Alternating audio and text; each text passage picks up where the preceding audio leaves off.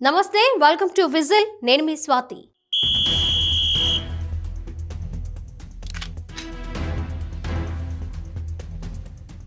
YSR Congress party 2011లో రాజకీయ ప్రయాణం మొదలు. అప్పటి వరకు కాంగ్రెస్ పార్టీ ఎంపీగా ఉన్న వైఎస్ జగన్మోహన్ రెడ్డి తండ్రి మరణానంతరం ఓదార్పు యాత్ర పేరుతో పరామర్శలు ప్రారంభించారు. అయితే దీనికి నాటి కాంగ్రెస్ పెద్దలు అడ్డు చెప్పడంతో తన ఎదుగుదలను అడ్డుకుంటున్నారని ఆరోపిస్తూ కాంగ్రెస్ పార్టీకి రాజీనామా చేసిన జగన్ తండ్రి రాజశేఖర్ రెడ్డి పేరు వచ్చేలా వైఎస్ఆర్ కాంగ్రెస్ పార్టీ పేరుతో కొత్త పార్టీ ప్రారంభించారు. నాటి నుంచి ఏ కార్యక్రమమైనా సరే తండ్రి వైఎస్ఆర్ బొమ్మతోనే ప్రజల్లోకి వెళ్లారు జగన్. 2014-2019 ఎన్నికల మేనిఫెస్టోలో వైఎస్ రాజశేఖర్ రెడ్డి ఫోటోకు అత్యంత ప్రాధాన్యత ఇచ్చారు జగన్. ఇక 2009లో వైఎస్ రాజశేఖర్ రెడ్డి మరణానంతరం సాక్షి పత్రిక, సాక్షి టీవీలో వైఎస్ఆర్ ఫోటో ఉంచారు. వైసీపీ అంటే వైఎస్ఆర్ అనేలా మార్చేశారు. అప్పటి వరకు కాంగ్రెస్ పార్టీ అభిమానులు కానీ, కార్యకర్తలు కానీ, నేతలంతా వైసీపీలో చేరేందుకు ఆ ఫోటోలు, వీడియోలు ఎంతో సాయం చేశారు. ప్రతి కార్యక్రమంలో కూడా వైఎస్ఆర్ ఫోటో పెట్టారు జగన్.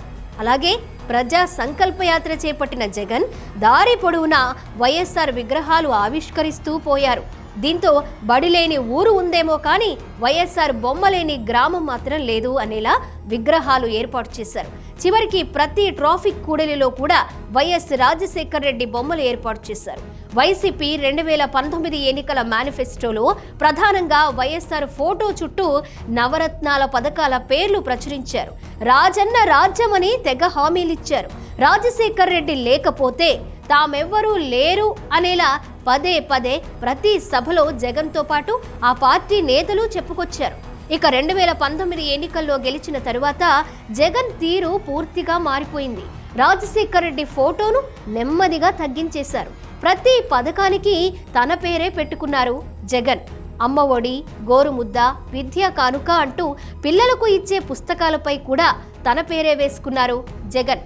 ఇక జగనన్న కాలనీల పేరుతో ప్రతి ఊర్లో పెద్ద ఎత్తున లేఅవుట్ వేసిస్తారు. ఇక 2024 ఎన్నికల మేనిఫెస్టోలో వైఎస్ఆర్ ఫోటోను పూర్తిగా పక్కన పెట్టేశారు జగన్. ఎన్నికల మేనిఫెస్టోలో తన ఫోటోకే ఎక్కువ ప్రాధాన్యత ఇచ్చిన జగన్ రాజన్న రాజ్యం అనే పేరు పక్కన పెట్టేశారు. మీ బిడ్డ జగన్ పాలన బాగుందా అంటూ ఓట్లడిగారు. అయితే ఈ ఎన్నికల్లో వైసీపీకి కేవలం 14 స్థానాలే వచ్చాయి. ఇందుకు ప్రధాన కారణం ఇదే ఎన్నికల ప్రచారంలో కాంగ్రెస్ పార్టీ నేతలు వైఎస్ఆర్ ఫోటోతో ప్రచారం నిర్వహించారు. వైఎస్ఆర్ చనిపోయే సమయంలో కాంగ్రెస్ పార్టీ సీఎంగా ఉన్నారని, కాబట్టి ఆయనను తమ పార్టీ నేతగానే ప్రచారం చేసుకుంటామన్నారు హస్తం పార్టీ నేతలు. ఈ వ్యవహారం కూడా వైసీపీకి చేటు చేసిందని ఆలస్యంగా గుర్తించారు. ఇక తాజాగా మరోసారి వైఎస్ఆర్ విగ్రహాలను బయటకు తీశారు. ఇప్పుడు ప్రతి కార్యక్రమానికి నాటి వైఎస్ఆర్ పాలన అంటున్నారు.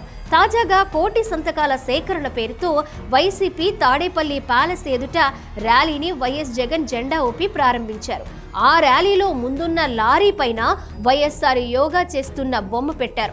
ఆరోగ్యశ్రీ వైఎస్ రాజశేఖర్ రెడ్డి హయాంలోనే ప్రారంభమైందన్నారు జగన్. ప్రజల్లో జగన్ పట్ల వ్యతిరేకత ఉందని ఇటీవల పలు సర్వే సంస్థలు నివేదికలు వెల్లడించాయి. వాటిని పక్కదారి పట్టించాలంటే మళ్లీ తండ్రి వైఎస్ఆర్ బొమ్మ బయటకు తీయాలనేది జగన్ ప్లాన్ అంటున్నారు రాజకీయ విశ్లేషకులు. అందుకే అటు సోషల్ మీడియాలో, ఇటు బహిరంగ వేదికలపై కూడా వైఎస్ఆర్ బొమ్మ తప్పనిసరి అని జగన్ ఆదేశించినట్లు తెలుస్తోంది.